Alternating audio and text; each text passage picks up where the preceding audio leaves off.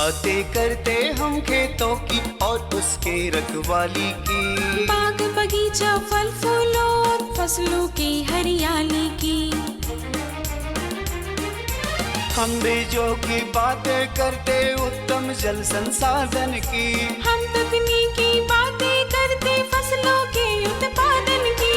हर किसान का सपना सच हो जीवन सुखद बनाने को, गाँव-गाँव के हर आंगन का प्यारा सा ये दर्शन। कृषि दर्शन, कृषि दर्शन, कृषि दर्शन, कृषि दर्शन, कृषि दर्शन, कृषि दर्शन, कृषि दर्शन, कृषि दर्शन।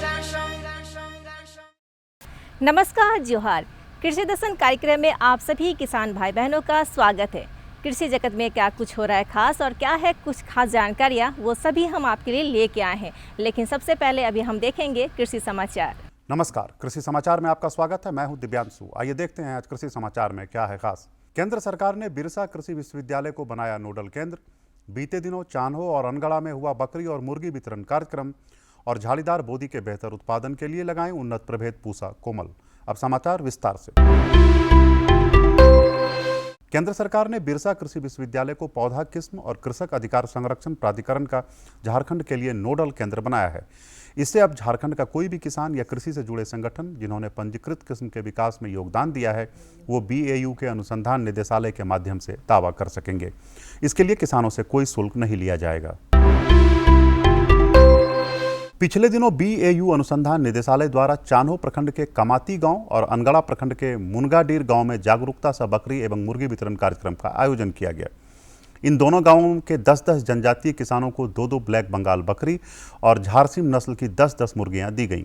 साथ ही लाभुकों को दाना बर्तन, पानी बर्तन, 1 महीने का दाना मिश्रण और आवश्यक दवाइयां भी दी गई। किसान भाइयों, खरीफ का मौसम आने वाला है। इस मौसम में ऐसे कई मोटे अनाज वाले फसल हैं जिनकी खेती करके आप पारंपरिक फसल धान गेहूं से अधिक मुनाफा कमा सकते हैं। इन फसलों में रागी यानी मड़ुआ, सामा, बाजरा, ज्वार जैसी फसलें हैं। इनके उपज का मूल्य संवर्धन करें, इससे नया खाद्य उत्पाद तैयार करें। किसान भाई, इसका जो आर्थिक जो आमदनी है उसको अगर देखा जाए तो जो परंपरागत हम लोग धान गेहूं लगा रहे हैं और मोटे अनाज में देखा जाए तो मोटे अनाज में इसका रूप 2-3 हो सकता है या किया जा सकता है, जिसमें हम लोग भी आपका प्रशिक्षण के माध्यम से, डेमोन्स्ट्रेशन के माध्यम से हम लोग भी बहुत हेल्प कर पाएंगे। जैसा कि ये इसका बाई प्रोडक्ट वैल्यू एडिशन जिसको बोलते हैं, मूल्यवर्धन करके, जैसे रागी हैं तो उसका लड्डू बना करके, सामा का अलग अलग प्रोडक्ट बना करके, या ज्वार बाजरा हैं उसका भी बहुत तरह का ये बना करके आइटम बना करके उसको भी हम लोग उपयोग में ला सकते हैं, जिससे कि आप फ़ायदेमंद रहेंगे। और नो डाउट इसमें उसकी अपेक्षा, जो धान गेहूं की अपेक्षा ज़्यादा उपज की अपेक्षा और दूसरे रूप में जो इनकम आना है वो स्वाभाविक है कि मिलेगा। राज्य के जो किसान खरीफ के मौसम में झाड़ीदार बोदी की खेती करना चाहते हैं, वो जून से फसल लगाने का काम शुरू कर सकते हैं। झारखंड में झाड़ीदार बोदी के बेहतर उत्पादन के लिए उन्नत प्रभेद CP4, अर्का गरिमा या पूसा कोमल लगाएं। झाड़ीदार बोदी की खेती के लिए अच्छी जल निकास वाली दोमट या हल्की चिकनी मिट्टी वाले खेत का चुनाव करें। झाड़ीदार बोदी की बुआई में 30 किलोग्राम बीज प्रति हेक्टेयर की दर से लगाएं। बुआई में कतारों के बीच 40 सेंटीमीटर और पौधों के बीच 10 सेंटीमीटर की दूरी रखें। अच्छी उपज देने में सक्षम उन्नत प्रभेद CP4, अर्का गरिमा और पूसा कोमल की उत्पादन क्षमता 50 से 60 क्विंटल प्रति हेक्टेयर है। किसान भाई, आप टांड खेत में सब्जी सहित अन्य फसलों की खेती कर रहे हैं तो निकौनी के लिए कृषि यंत्र ड्राईलैंड बीडर का इस्तेमाल कर सकते हैं। ये ऊपरी जमीन यानी कम नमी वाले खेत से खरपतवार निकालने के लिए काफी उपयोगी यंत्र है। इसकी कार्यक्षमता 18 से 20 डिसमिल प्रतिदिन है। आज हम जानेंगे रासायनिक दवा का उपयोग किए बिना गोभी वर्गीय फसल को कैसे कीट मुक्त रखें। गोभी वर्गीय फसलों में रासायनिक दवा का उपयोग नहीं करें तो ज्यादा अच्छा है। समेकित कीट प्रबंधन के तहत फूल गोभी और पत्ता गोभी को कतारों में लगाएं। फसल लगाने में गोभी के हर 25 कतार के बाद 2 कतार सरसों फसल लगाएं। ध्यान रहे, इसमें पहला और अंतिम कतार सरसों फसल का ही होना चाहिए। इससे कीट लगने की संभावना बहुत कम हो जाएगी। और अब एक नजर राज्य के 5 प्रमुख शहरों के मौसम के मिजाज पर। आज राज्य के 5 प्रमुख नगरों के अधिकतम और न्यूनतम तापमान कुछ इस प्रकार दर्ज किए गए। रांची का अधिकतम तापमान 42। कृषि समाचार में आज इतना ही। अगले दिन अगले अंक में फिर मुलाकात होगी कुछ ताजा तरीन खबरों के साथ। तब तक के लिए दीजिए इजाजत। नमस्कार, जोहार। किसान भाइयों, आप देख रहे थे कृषि समाचार, जहां पे आप खेती बाड़ी से जुड़ी हुई तरह तरह की जानकारियों का लाभ लिया, मौसम के मिजाज के बारे में जाना और मंडी का कैसा रहेगा भाव वो भी जाना। अब वक्त तो चला छोटे से विराम का। अब कहीं मत जाइएगा, हम यूं गए और यूं आए। भारत सरकार का हर प्रयास किसानों को दे रहा है एक नई आस। देश के किसानों की खुशहाली और उन्हें आत्मनिर्भर बनाने के लिए भारत सरकार समर्पित है। प्रधानमंत्री श्री नरेंद्र मोदी जी के नेतृत्व में कृषि क्षेत्र में किए गए निरंतर प्रयासों के फलस्वरूप देश खाद्यान्न व बागवानी के क्षेत्र में आत्मनिर्भर हो चुका है और देश में दलहन का उत्पादन भी बढ़ा है। इसी तरह भारत सरकार ने खाद्य तेलों के उत्पादन को बढ़ाने के भी अनेक प्रयास किए हैं। इसी क्रम को आगे बढ़ाते हुए माननीय प्रधानमंत्री श्री नरेंद्र मोदी जी के नेतृत्व में भारत सरकार ने दूरदर्शी निर्णय लेते हुए राष्ट्रीय खाद्य तेल मिशन ऑयल पाम की शुरुआत की है। इस मिशन से देश भर के किसानों को बहुत लाभ मिलेगा। कृषि के पूंजी निवेश में वृद्धि होगी, खाद्य तेल आयात पर देश की निर्भरता कम होगी और रोजगार के नए अवसर पैदा होंगे। खाने के तेल में आत्मनिर्भरता के लिए अब राष्ट्रीय खाद्य तेल मिशन ऑयल पाम का संकल्प लिया गया है। इससे किसानों को तो सीधा लाभ होगा ही, गरीब और मध्यम वर्ग के परिवारों को सस्ता और अच्छी क्वालिटी का तेल भी मिलेगा। यही नहीं, ये मिशन बड़े स्तर पर रोजगार का निर्माण करेगा। इस मिशन के अंतर्गत ऑयल पाम का रकबा और पैदावार बढ़ाने पर जोर देने के लिए सरकार ने 11,000 करोड़ रुपए से अधिक की सहायता राशि निर्धारित की है। मिशन के तहत सरकार ने ऑयल पाम की खेती के लिए रोपण आदि की सहायता में बढ़ोतरी करते हुए पहले मिलने वाले 12,000 रुपए प्रति हेक्टेयर को बढ़ाकर 29,000 रुपए प्रति हेक्टेयर तक कर दिया है। ऑयल पाम के पुराने बागों के पुनरुद्धार के लिए 250 रुपए प्रति पौधा के हिसाब से विशेष सहायता दी जा रही है। पौधारोपण सामग्री की कमी दूर करने और बीजों की पैदावार करने वाले बागों को भी सहायता दी जाएगी। इसके तहत 15 हेक्टेयर ऑयल पाम उद्यान के लिए 80 लाख रुपए तक की सहायता राशि दी जाएगी। इसके अलावा नर्सरी विकास के लिए 40 लाख रुपए तक तय किए गए हैं। पूर्वोत्तर और अंडमान राज्यों के लिए विशेष सहायता का भी प्रावधान है। ऑयल पाम के किसान ताजे फलों के गुच्छे यानी FFB का उत्पादन करते हैं, जिनकी वर्तमान में कीमतें अंतर्राष्ट्रीय मूल्यों में उतार चढ़ाव के आधार पर तय होती हैं। पहली बार केंद्र सरकार ताजे फलों के गुच्छे की कीमत के लिए किसानों को आश्वासन दे रही है। ये व्यवहार्यता मूल्य यानी VP कहलाएगा, यानी किसानों को कोई घाटा नहीं होने दिया जाएगा। व्यवहार्यता मूल्य VP तय करने की शुरुआत 1 नवंबर से होगी और अगले वर्ष 31 अक्टूबर तक जारी रहेगी। इसे ऑयल पाम वर्ष कहा जाएगा। इस योजना के तहत वर्ष 2025-26 तक ऑयल पाम का रकबा 6.5 लाख हेक्टेयर सृजित करने और कच्चे ऑयल पाम की पैदावार वर्ष 2025-26 तक 11.20 लाख टन पहुंचाने का लक्ष्य निर्धारित किया गया है। सरकार के इस महत्वपूर्ण निर्णय से देश में ऑयल पाम की खेती करने वाले किसानों में विश्वास पैदा होगा और वे खेती का रकबा बढ़ाएंगे। इस तरह पाम ऑयल का उत्पादन भी बढ़ेगा, जिससे किसानों की आय बढ़ेगी और ग्रामीण अर्थव्यवस्था भी सुदृढ़ होगी। जहां पे लोग शहरों की ओर रुख कर रहे हैं और रोजगार के कई अलग साधन को ढूंढ रहे हैं, वैसे में हमारे झारखंड के गिरिडीह जिला स्थित बेंगाबाद परसन गांव निवासी संतोष कुमार वर्मा ने कुछ ऐसा कर दिखाया जो और किसान भाई बहनों के लिए प्रेरणा बन गए हैं और उनकी इस सफलता की कहानी हम सभी जानना चाहते हैं। जी हाँ, उन्होंने किया गांव में रहते हुए खेतीबाड़ी। सिर्फ खेतीबाड़ी नहीं, खेतीबाड़ी के साथ साथ पशुपालन, मुर्गी पालन और साथ ही साथ बकरी पालन भी किया। इसी के साथ उन्होंने एक मिल भी खोल रखा है, जिसमें हल्दी के साथ साथ धनिया और भी जैसी चीज़ों की पिसाई भी की जाती है। अपने साथ साथ ग्रामवासियों को भी रोजगार मिलता जा रहा है। ऐसा करते हुए आज वो अपने आप में सफल तो है ही और इस साथ ही साथ अपने ग्रामवासियों को भी रोजगार भी दे रहे हैं। तो फिर चलिए देर क्यों करते हैं, चलते हैं और लेते हैं उनकी सफलता की सारी कहानी फीचर के माध्यम से। आज के वक्त में जब लोग कृषि से विमुख होकर अपने गांवों को छोड़कर आमदनी की तलाश में शहरों की चकाचौंध में अपना वजूद खो चुके हैं, ऐसे में झारखंड राज्य के गिरिडीह जिले के बैंगाबाद के परसन ग्राम निवासी संतोष कुमार वर्मा अपने गांव पर रहकर ही कृषि, पशुपालन तथा ग्रामीण रोजगार को अपनाकर विकास की राह पर अग्रसर हो रहे हैं। ये आज अपने फार्म में आधुनिक तरीके से खेती तो कर ही रहे हैं, साथ ही साथ ये मुर्गी पालन तथा बकरी पालन भी कर रहे हैं। इतना ही नहीं, इन्होंने अपने फार्म पर मिल भी खोल रखा है, जिसमें ये गेहूं, सरसों, हल्दी तथा मिर्च आदि की दिसाई करते हैं तथा धान की कुटाई करते हैं।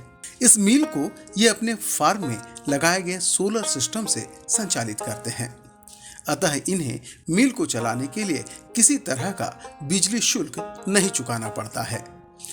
अपनी खेती को बेहतर बनाने के लिए इन्होंने मुर्गियों के बीट को खाद के रूप में इस्तेमाल करने की सोची। इस सोच को पूरा करने के लिए इन्होंने 500 चूजों से मुर्गी पालन की शुरुआत की। इनका यह व्यवसाय फलने फूलने लगा, अतः धीरे धीरे इन्होंने चूजे की संख्या भी बढ़ा दी। आज इनके फार्म में लगभग 6000 मुर्गियों का पालन किया जा रहा है। इससे इन्हें अच्छी आमदनी प्राप्त हो जाती है। खेती जैसे सर खेती करते थे तो खेती में हम लोग का जैसे गोबर जैसे उर्वरक है, उसके लिए गोबर का ज़रूरत पड़ता है। तो वही सोच के मैंने शुरुआत किए थे 500 चूजा के लिए मुर्गी का।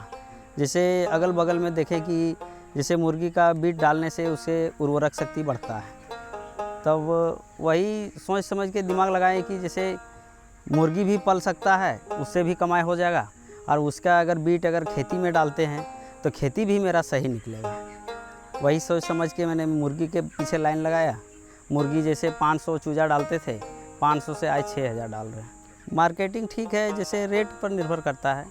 जैसे अभी सीज़न चल रहा है शादी का, तो अभी रेट ठीक है।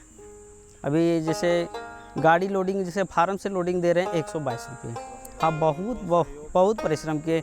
मतलब एक बार ऐसा हुआ जो कि जैसे घर में हमरा बोलता था कि मुर्गी लाइन तुम छोड़ दो, काहे कि जैसे सुनता था कि यहाँ पे 1000 बच्चा मर गया, तो 500 बच्चा मर गया, जैसे पूरा लोड के लोड साफ़ हो जाता था। तो हमरा भी एक बार पूरा मर गया था। मतलब जैसे 800 बच्चा डाले थे, 800 में से सिर्फ 400 बच्चा बेच पाए थे। मैं जैसे मेरा मुर भी नहीं निकला था, लेकिन हम परिश्रम करते रहे। हम सोचे जहाँ पैसा खोया है वहीं पे निकलेगा, तो परिश्रम करते रहे। देखिए धीरे धीरे यहाँ पर हम पहुँचे हैं। हाँ, एक सेट बनाए थे, अभी 3 को है। संतोष कुमार वर्मा का मानना है कि आज के समय में यदि अपनी आमदनी बढ़ानी है तो उन्हें रोजगार के विभिन्न आयामों को अपनाना होगा।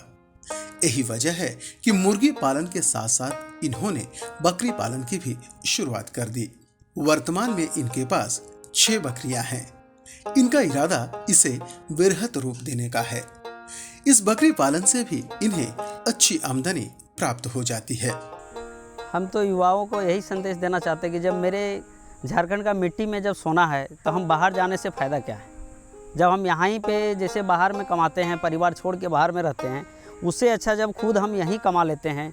अगर बाहर जाएंगे तो 10 से 12 हज़ार रुपये महीना देगा, तो 10 से 12 हज़ार रुपये अगर हर महीना हम यहीं खेती से अगर हम इनकम कर लेंगे तो बाहर जाने का क्या ज़रूरत।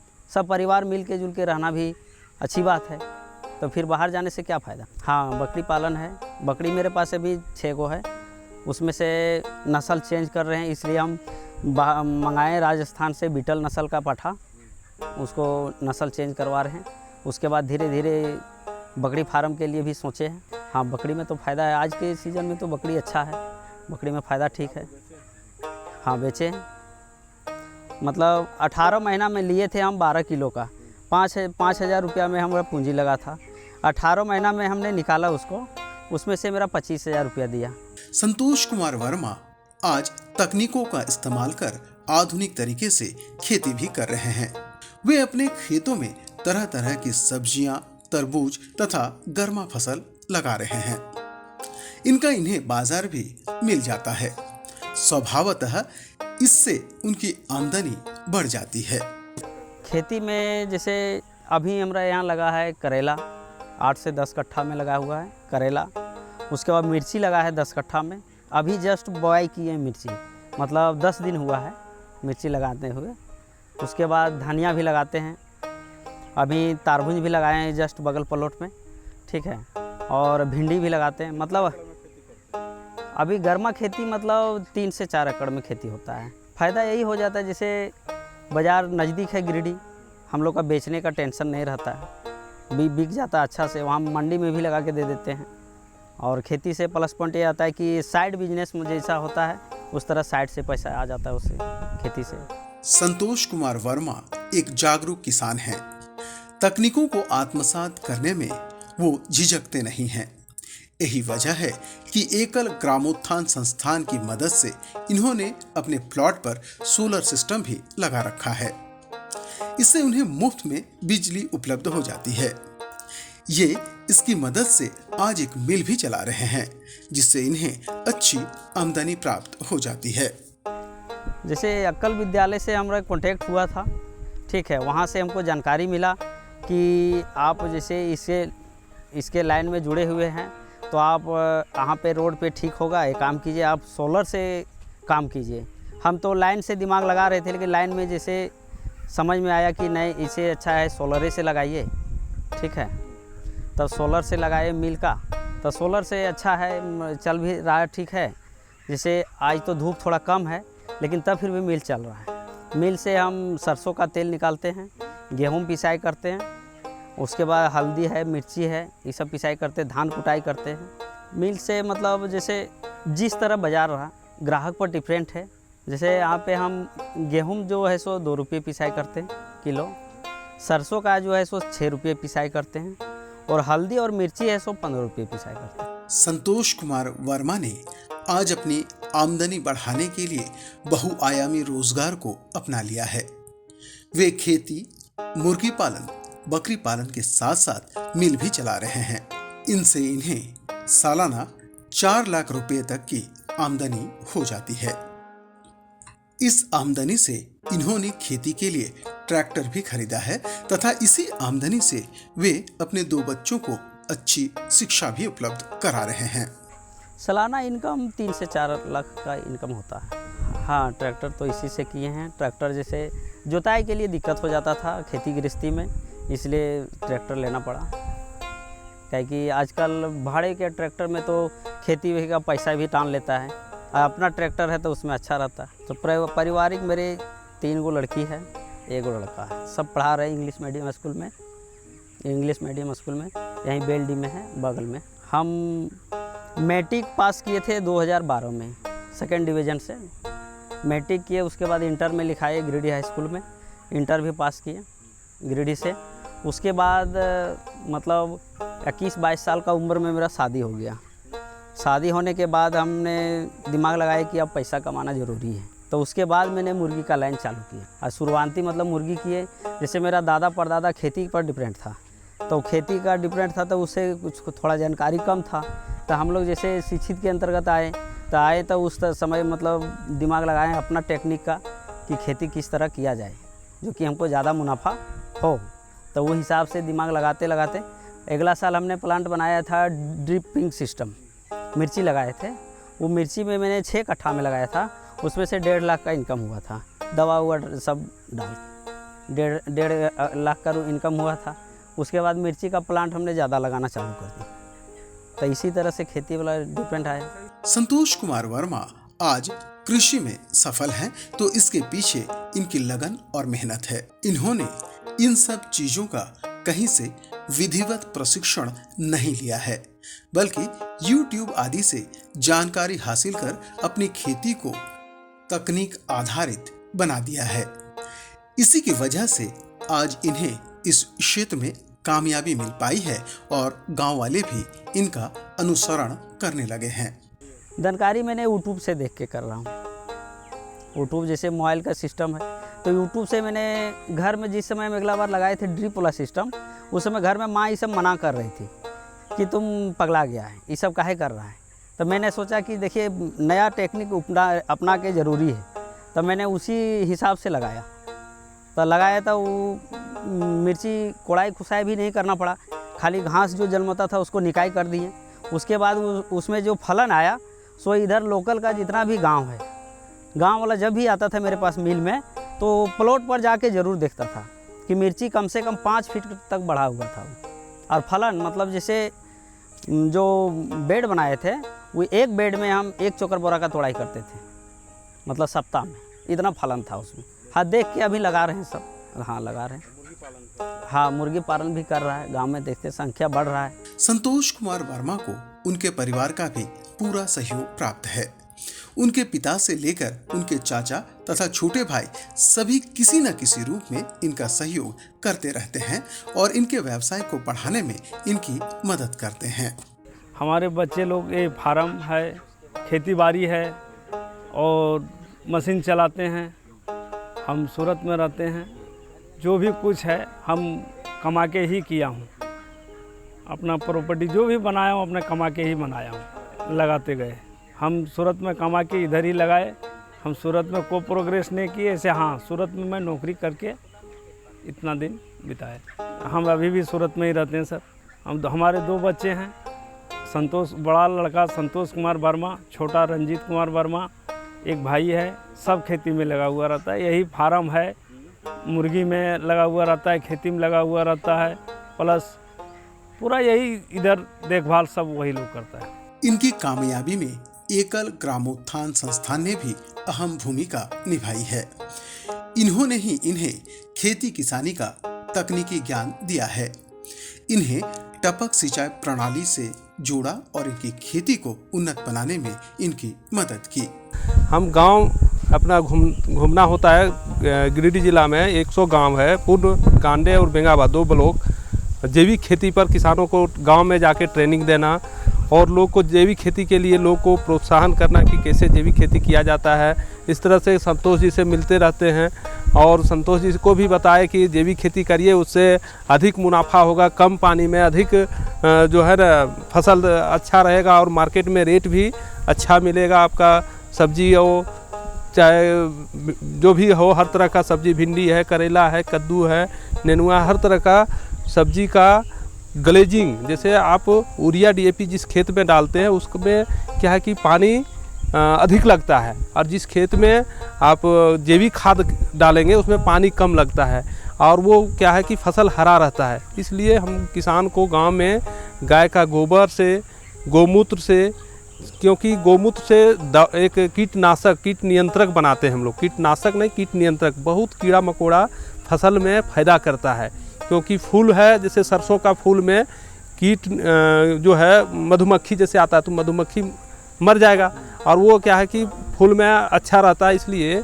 हम लोग कीटनाशक नहीं बना के कीट नियंत्रक बनाते हैं।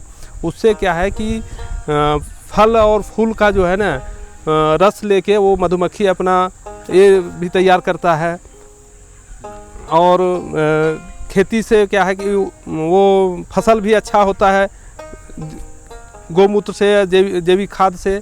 इसके लिए किसान को हम लोग गांव में जाके, गांव में बैठ के बात करते हैं और बताते हैं। संतोष कुमार वर्मा बताते हैं कि ये एकल ग्रामोत्थान संस्थान ही है जिसने इन्हें खेती की बारीकियों को सिखाया। इनके द्वारा दी गई जानकारी के हिसाब से खेती करने की वजह से ही इनकी फसलों का उत्पादन बढ़ा है और आमदनी बढ़ी है। और अब जैसे ज़मीन भी मेरा बर्बाद हो रहा था तो सर से मिलने के बाद मेरा ज़मीन का भी सुरक्षित हो गया जैविक खेती से और उसमें उपजाऊ का अब क्षमता बढ़ने लगा। शुरू में थोड़ा दिक्कत हुआ लेकिन अब बढ़ना चालू हो गया। संतोष बताते हैं कि इस संस्थान से जुड़ने से पहले इनकी खेती बहुत ही कम होती थी। इनकी भूमि बर्बाद हो रही थी। यहाँ से जुड़कर ही इन्होंने जैविक विधि से खेती शुरू की और अपनी खेती की तस्वीर बदल दी। करेला लगाए हैं, भिंडी है, झींगा भी लगाए हैं, नेनुआ लगाए हैं, टमाटर का खेती किए हैं, गर्मा टमाटर, और एक ही मक्का लगाए हैं। किसानों का यही सुझाव दे रहा हूँ कि जैसे मुर्गी भी करने से उसका भी बीट का काम आ जाता है खेती में और खेती से भी पैसा आ जाता है, मुर्गी से भी पैसा आ जाता है। टाइम जैसे मुर्गी में सुबह शाम का सेवा करना, खेती में भी उसके बाद टाइम दे सकते हैं। संतोष कुमार वर्मा आज कृषि में कामयाबी का परचम लहरा रहे हैं और युवा किसानों को खेती को अपनाने की सलाह देते हैं। उनका मानना है कि बाहर जाकर आमदनी तलाशने से कहीं बेहतर है अपने घर पर रहकर कृषि कार्य से जुड़ना।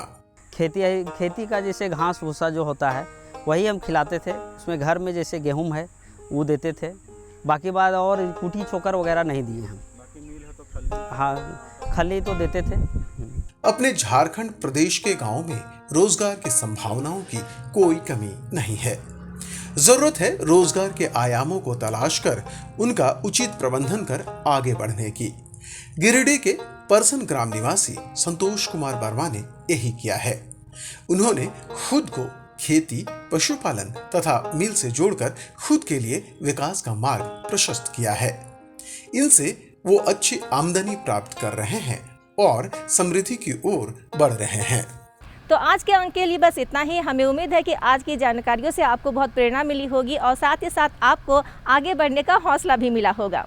अभी के लिए हम आपसे विदा लेना चाहते हैं, लेकिन अगले अंक में होगी मुलाकात खेती बाड़ी से जुड़ी हुई नई नई जानकारियों के साथ। लेकिन इसी के साथ अगर खेती से जुड़ी हुई कोई भी अगर आपको जानकारी चाहिए तो आप हमें खत लिख सकते हैं। तो इसके लिए चाहिए हमारा पता, तो नोट कीजिए हमारा पता।